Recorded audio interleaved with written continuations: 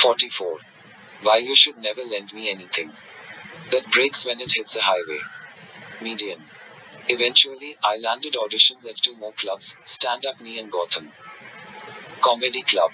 I passed them both and was soon performing in New York more regularly, although I wasn't going up until 1 in the morning, sometimes 2. Play what they called food spots. What this meant was that instead of getting cash for performing, I got a hamburger and a Coke.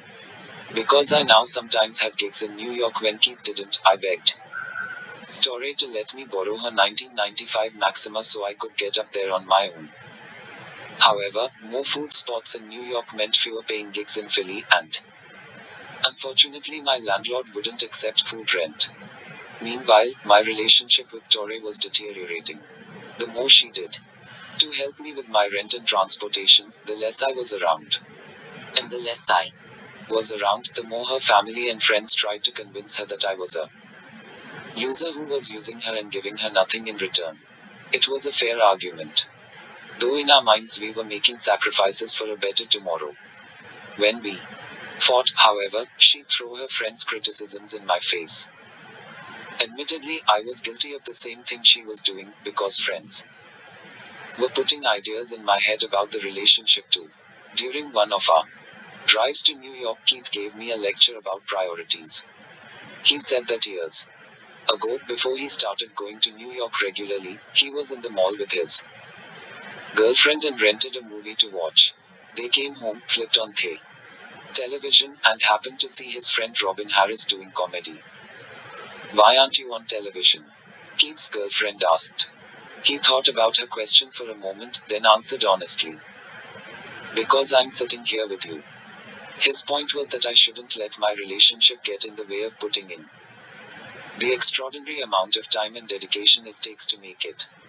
Being a comedian was like joining the army, he explained. You had to leave home and form a new family with your fellow soldiers. The difference, though, is that soldiers make one choice, to enlist, and then leave home for a certain number of years.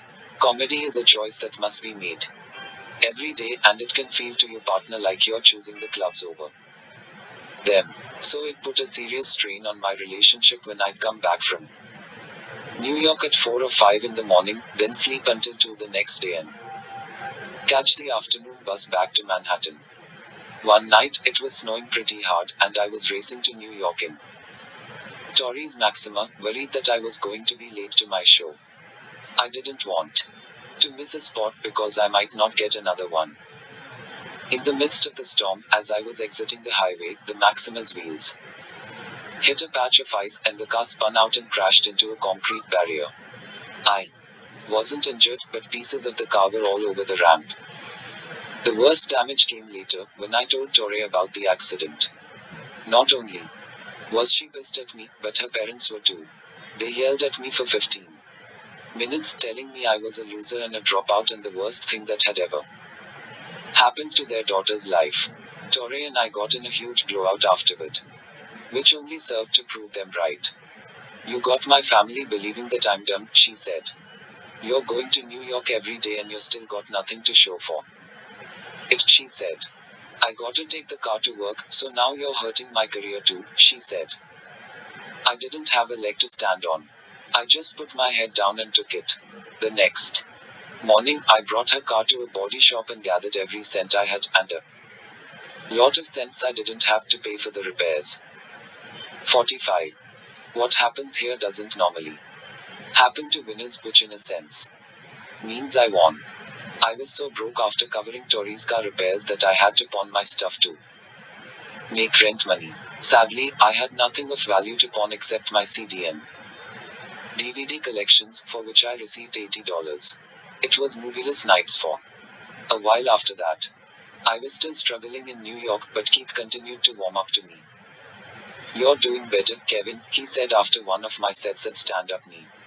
"The material isn't personal enough yet, but it's getting stronger. I think you're ready to audition for Lucien." Lucien Holt was a legend, the owner and booker of the comic strip on the Upper East Side. Every great comedian from Chris Rock to Jerry Seinfeld had gone through the same audition with him on the road to making it. For Eddie Murphy passing his audition with Lucien was the first big break in his career. When I arrived a couple of weeks later for my audition, the host told me how the process worked. I'd perform on stage for Lucien and the audience. Afterward, Lucien would call me into the back room, share his thoughts on the set, then let me know whether I'd passed or failed. Fortunately, I had an unbelievable set that night. I was on fire, the audience exploded, the room was destroyed. Any other violent comedy metaphors you can imagine, they happened. For an art form that's about making people happy, comedy really does have a lot of unhappy imagery about things people don't want in their lives. No one ever says, I tickled the audience, or I made the building turn to gold. Afterward, Lucien called me into the back room. He had a pencil mustache, a thin frame, and pale skin, as if he lived in the club and never saw sunlight. I joined him, excited to get feedback from the legend himself. He sat me down, adjusted his shirt, and spoke. Kevin, I watched you, and I don't think this is for you. I could barely get the next words out. WW, what do you mean? I don't think stand-up comedy is for you. I didn't get it. The jokes didn't resonate for me. I stared at him, dumbfounded. I've been watching comedy for some time. I've seen the best of the best. I've seen them all, and I don't see it in you. I stuttered something incomprehensible. How could it be that the audience was laughing so much if I wasn't any good? It didn't seem possible unless I was somehow misperceiving things from the stage. I'm just being honest and straight up rather than holding things back, he continued. I don't want you to waste your time. Maybe you should start looking into other things, finding different interests that suit you better. I think it would be very valuable to you at this point. In that moment, I felt my heart drop out of my chest, splat onto the seat, and slide onto the floor under Lucien's feet as he stomped on it. His words cut deeper than any insult I'd experienced before. If he'd been racist, at least I could have understood where the hate was coming from. It wouldn't have been personal to me as an individual, but about something I couldn't control. But this was specifically about my talent, or lack thereof.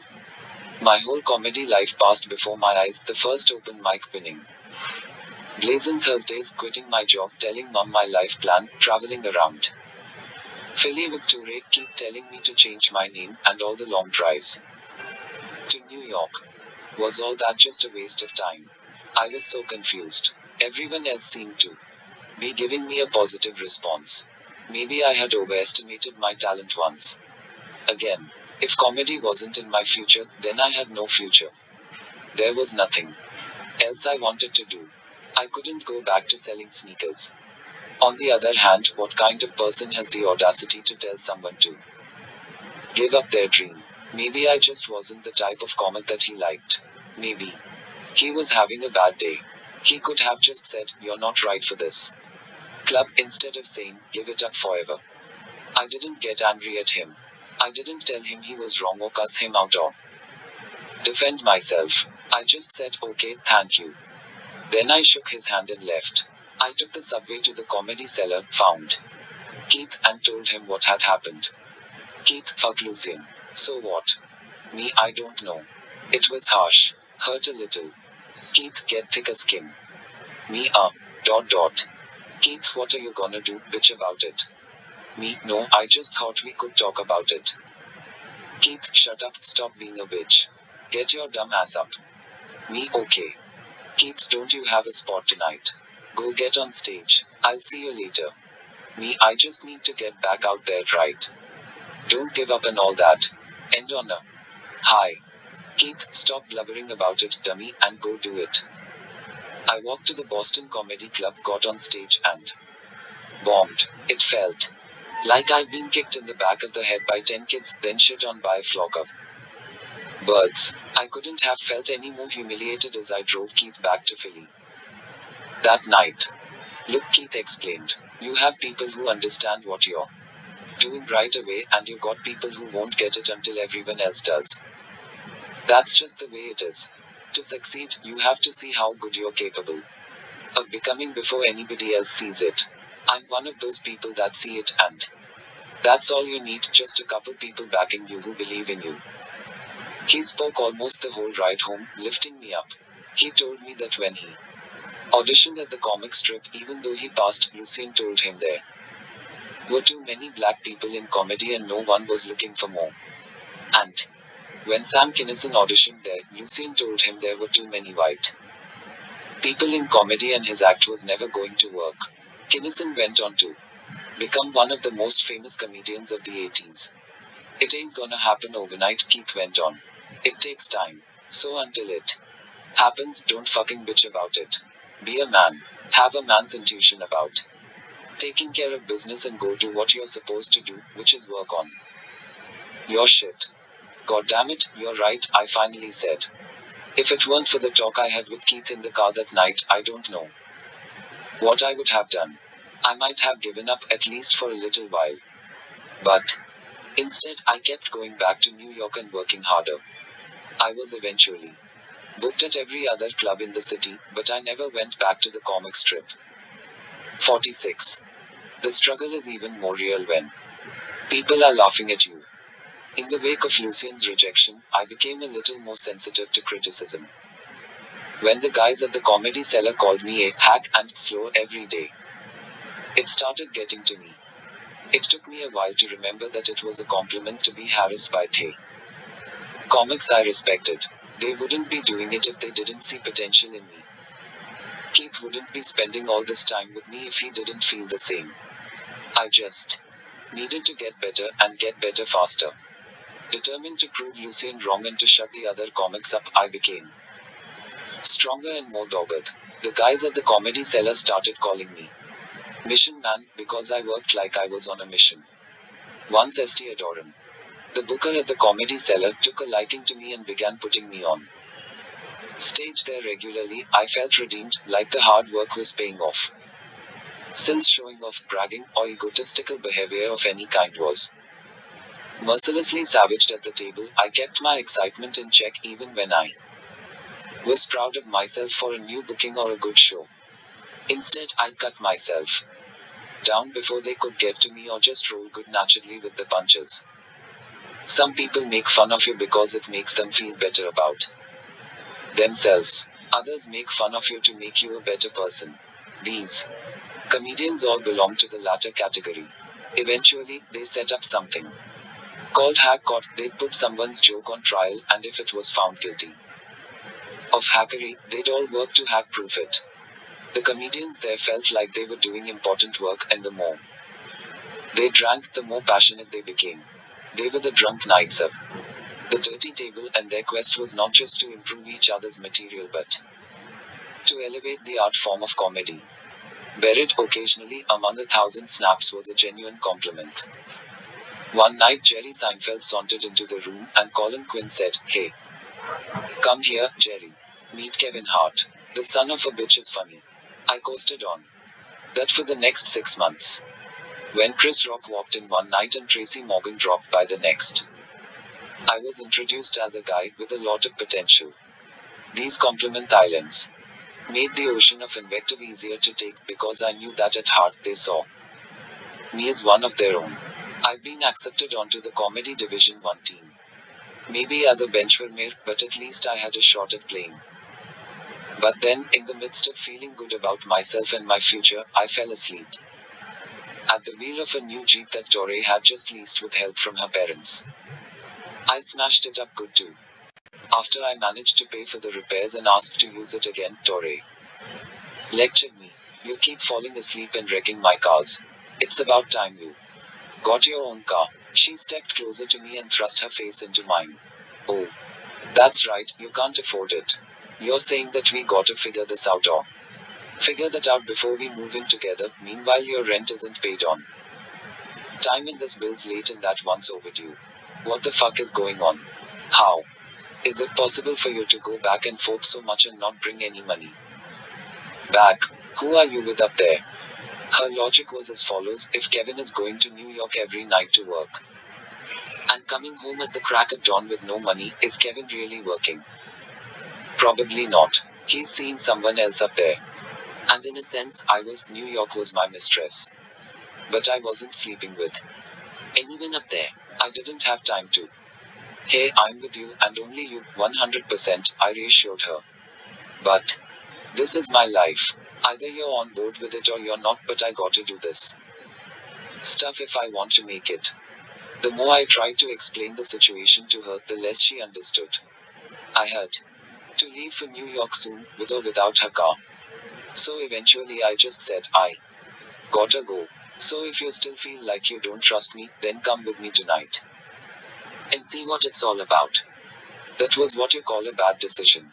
In my mind, I thought she'd see for herself that I was moving forward in my career. She'd see me getting recognized at the big comedy clubs. She'd see me being accepted by successful comedians. She'd see me making a name for myself in the city of if I can make it there, I'll make it anywhere. But I didn't consider the fact that I wasn't performing on that particular night. I was only networking and promoting my upcoming shows. So from Tori's perspective, the fact that everyone knew me at the clubs just meant I was a club rat. The fact that I was sitting at a table getting drunk with a bunch of comedians just meant I was an alcoholic. It looked like I was having a good time partying in New York, like I was choosing to go out with the guys every night rather than be with her. On the way home, she was annoyed. You call that a struggle? She scowled. Looked like a good time to me. You should have come up on a day when I was performing, I tried to explain. What you saw was me building relationships, me getting people to come to my shows, me doing what I have to do to get into these comedy clubs. That's bullshit. You're all sitting there drinking and laughing all night, and you didn't get on stage one time. At least at home, you're performing and working and making money. I don't know what you think you're doing there. But I know what you're not doing there, putting time into our relationship. And that was that. She never let me use her car again. 47. When the going gets tough, the tough get going. Which makes me wonder whether tough people should leave or stay when things get hard. I did both, so either way I'm tough. In the past, when I wasn't able to use Tori's car, it wasn't too big a deal. I could take the bus to City Line Avenue and then ride with Keith. Sometimes he'd even pick me up. But now that I had my own shows, there were nights when Keith wasn't going to New York and I had to make it up there on my own. The Amtrak train was too expensive, so I had to catch the Greyhound or Peter Pan bus, which could take as long as 5 hours round trip. It would have been easy to just not go to New York when I didn't have a ride, but I refused to get lackadaisical. I had no room to be comfortable or slack off. I felt an obligation to Keith because he'd invested so much time in me. I'd seen Big Jay and other people drop off, and I didn't want that to happen to me.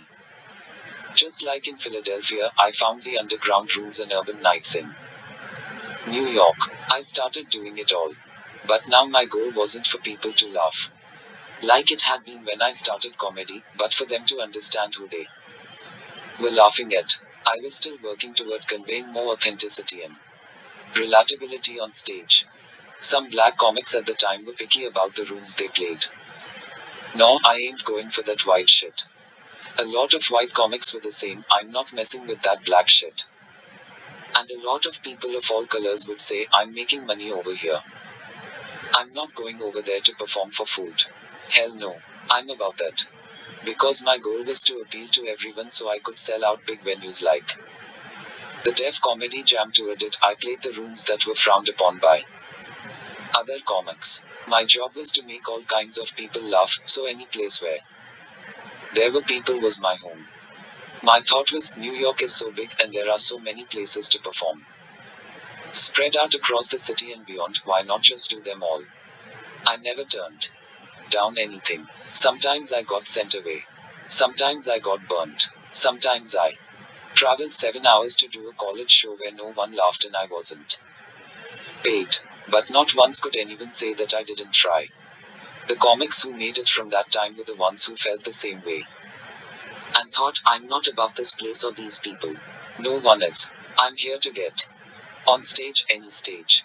If you grind without that mentality, then you're wasting your time. Over time, because I never said no, the bookers took a liking to me. Most Exciting of all, ST at the Comedy Cellar let me host on a peak night. I tried hard not to let these small steps go to my head because I saw other comedians mistaking success at a local club for fame. They'd confuse familiarity, like they waitresses and valets knowing who they were, for popularity. If they went just across the river to another borough, they'd be in trouble. Slowly I started getting paid in something besides food for most of my New York shows, though the money wasn't as good as it had been in Philadelphia. At some shows, I'd make as little as $5, other spots paid $25, and on a good night with multiple sets, I'd end up with $75 in my pocket. The end game was to add up what I was making that month and make sure I could pay my rent, utilities, transportation, and food. Eventually, I got a big break financially, and it came from a Philly comic. Buck Wild. He was stepping down as host of a Saturday night show just off the Strip in Atlantic City and offered me the opportunity to take over. It paid $175 each week, which would allow me to cover my expenses every month and have money to spare. It was my first chance to run a room and book the talent. So I was excited to help out newer comedians, just as Youre and Keith had done for me. So many guys I looked up to, like Donald Rawlings and Rob Stapleton, were running rooms in the underground comedy scene, and that had given them the flexibility to perform anywhere. The opportunity seemed like a dream come true until I arrived and saw pretty quickly why Buck Wild had quit. The club was called Sweet Cheeks. As I should have extrapolated from the name, it was a male review. Some nights, however, to bring in more customers, the owners would turn it into what they called a nightclub, but in reality was a hood bar. When I arrived that first night, the place was thugged the fuck out with dudes partying, fighting, playing pool, and preparing to destroy comedians. My introduction was the DJ announcing over the sound system, "That's enough. Time for us to start the comedy show." Then the music stopped, and I was expected to somehow get everyone's attention and respect. All I said was, "Hi, I'm Kevin Hart," and the yelling began. "Stand up, Kevin. Go home, Kevin. Fuck you, Kevin." My heart froze. This was a whole club full of guys like the Richard Allen hecklers. I wasn't going to be able to get a single joke out. So I just introduced the next comic and cleared off the stage. He tried to push through his planned material, despite the heckling, and got destroyed by the audience. He didn't even finish his set. I forced a smile onto my face, walked back out, and tried to do something like the speech I'd given the Richard Allen thugs, acknowledging the truth of the situation. I thought that would go over well. But less than a minute into it, a voice boomed through the room, "No, man, enough." I looked to my right to see a bald, bearded giant holding a hot buffalo wing.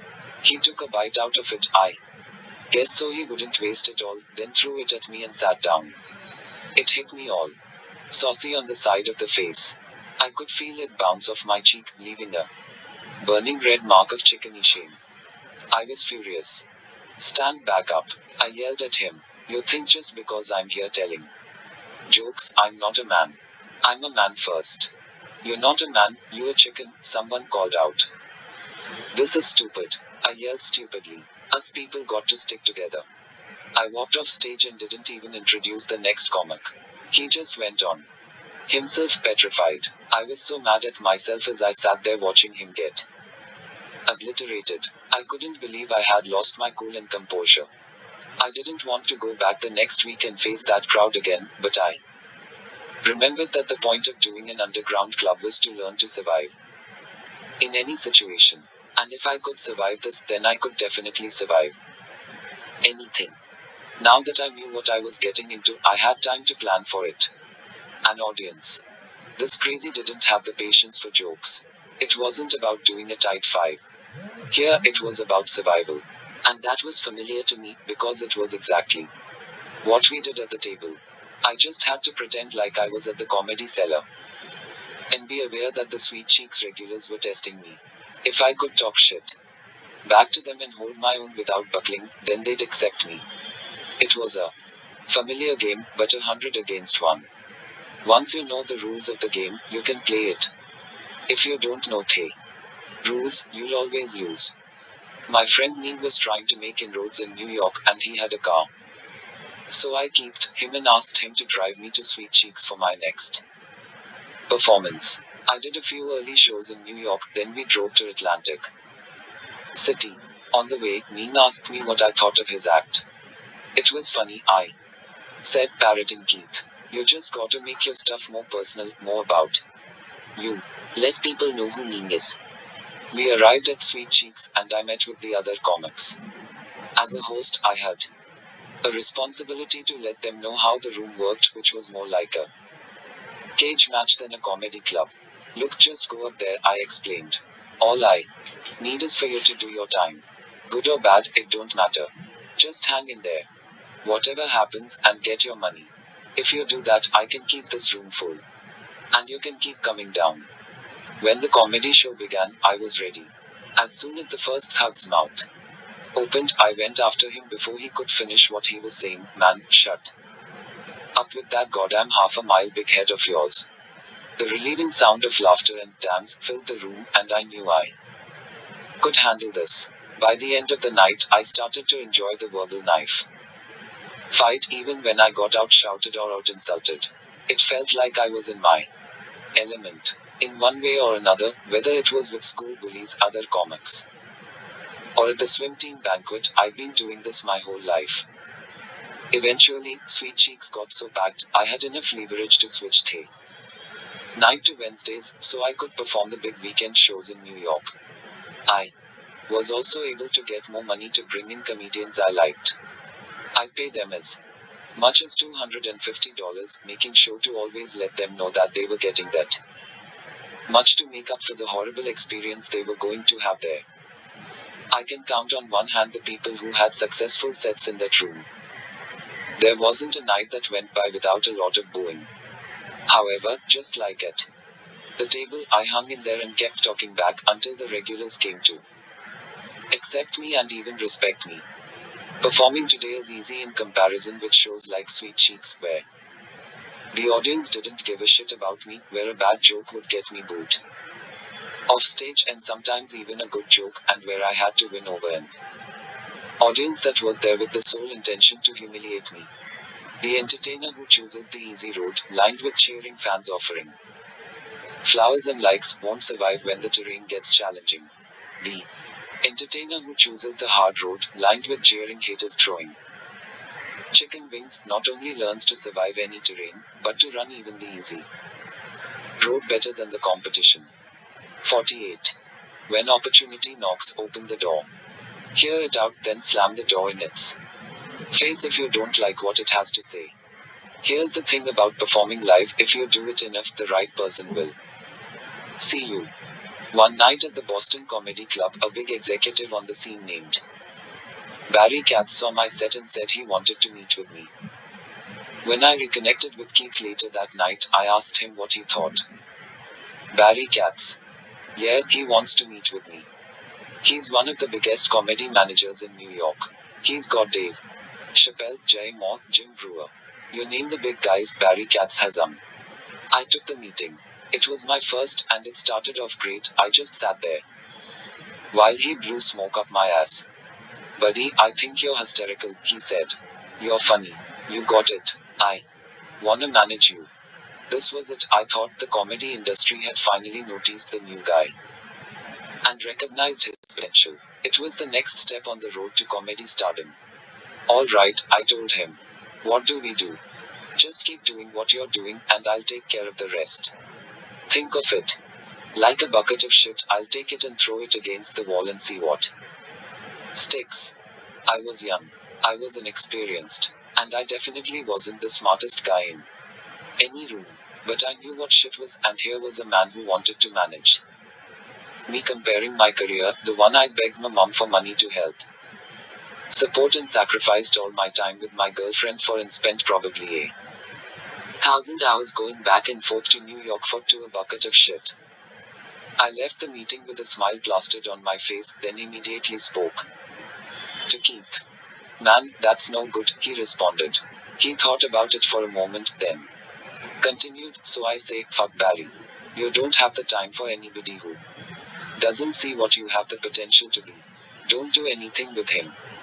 I'd never turned down an opportunity before. In fact, the reason I'd done so much was precisely because I was waiting for a single opportunity like this one.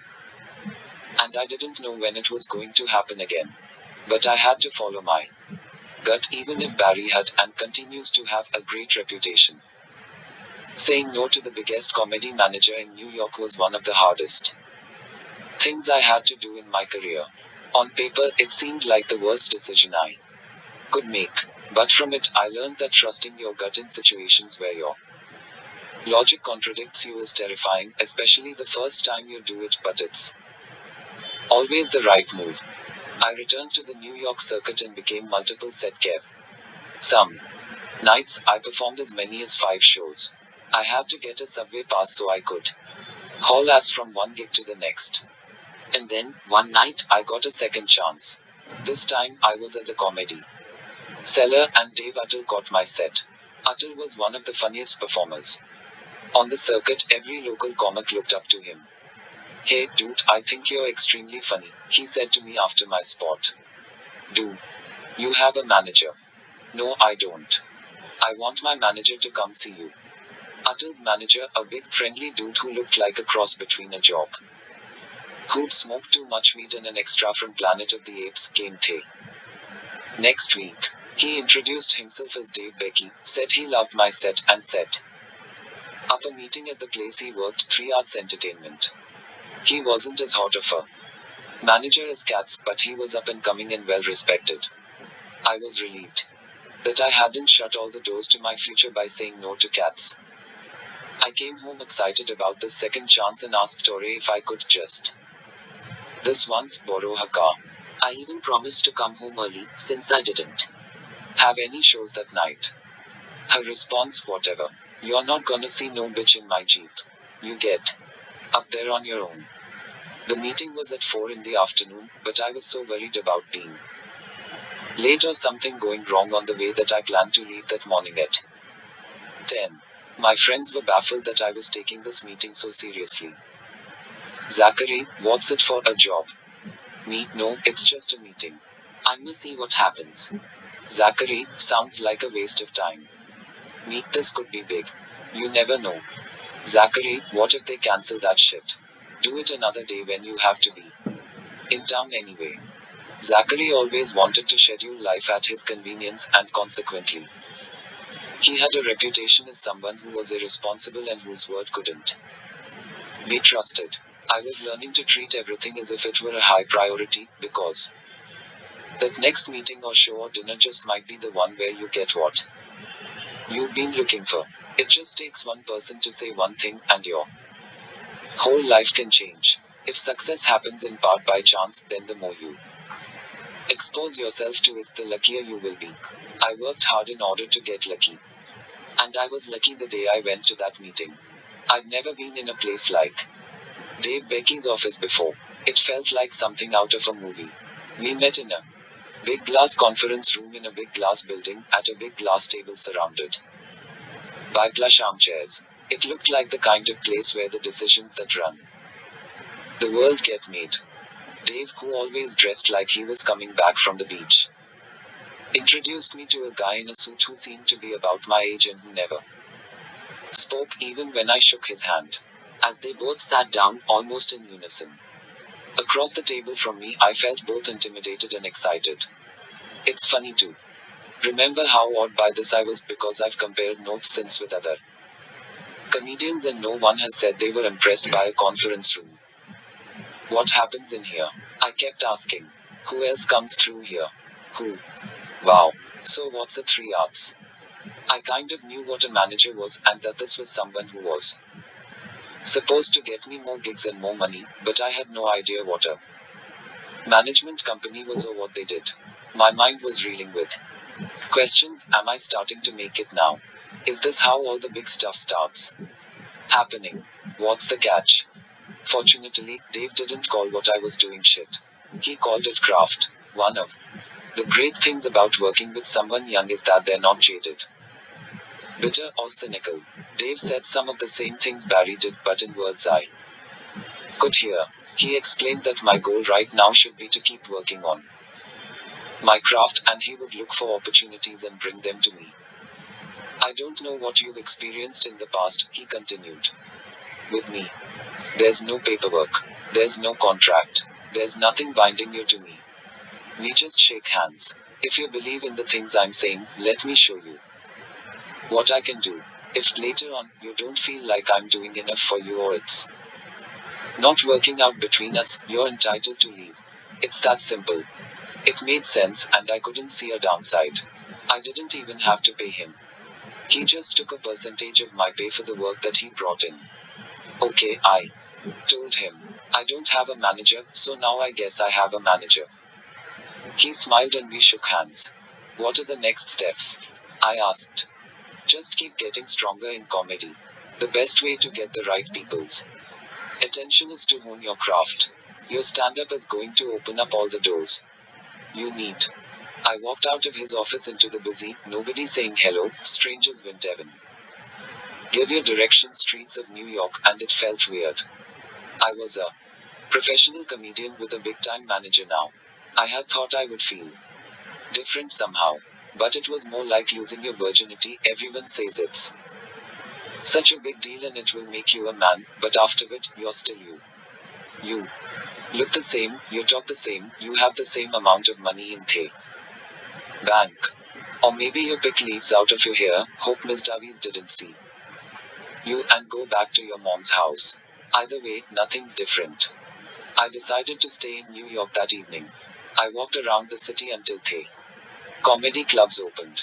Then I went to the shows, sat in the back, talked to the other comics, and caught the last bus home. I kept waiting for lightning to strike me or a marching band to start playing, but nothing happened. The only thing that changed after the meeting was that every week or two, Dave would call to check in and ask how things were going. It was nice to have someone whose job it was to care. So I kept hustling and booking those rooms. Do you have any spots? Can I do your room? How do I get an audition? Can I start a night here?